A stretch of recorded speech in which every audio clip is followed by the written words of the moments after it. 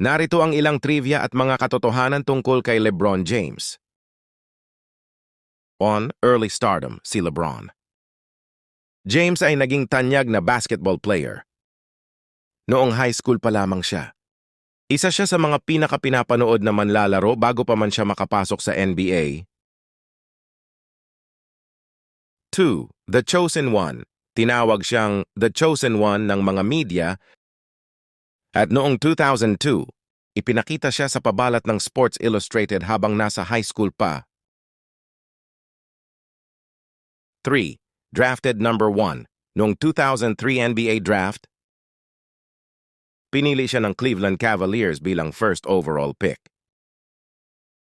Agad niyang ipinakita ang kanyang husay bilang rookie.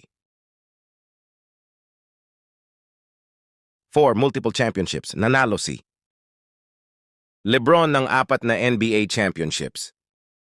2012, 2013 sa Miami Heat, 2016 sa Cleveland Cavaliers, at 2020 sa Los Angeles Lakers. 5. Versatile player. Kilala siya sa kanyang versatility sa basketball.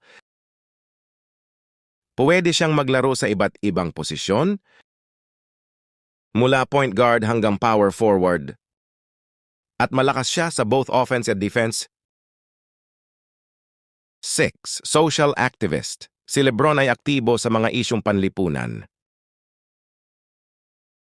Isa siyang boses para sa mga karapatan ng African American, lalo na sa larangan ng Black Lives Matter movement.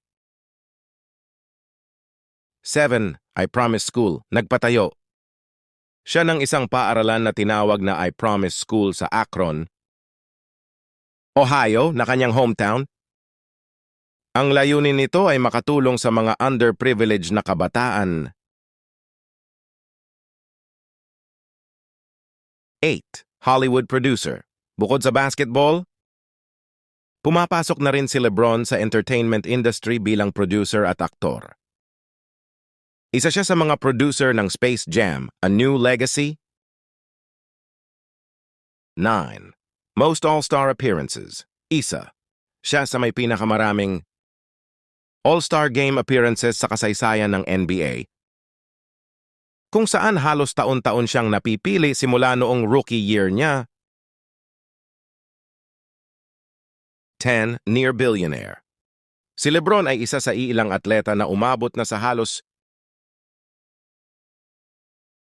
$1 billion ang kinikita dahil sa kanyang NBA salary,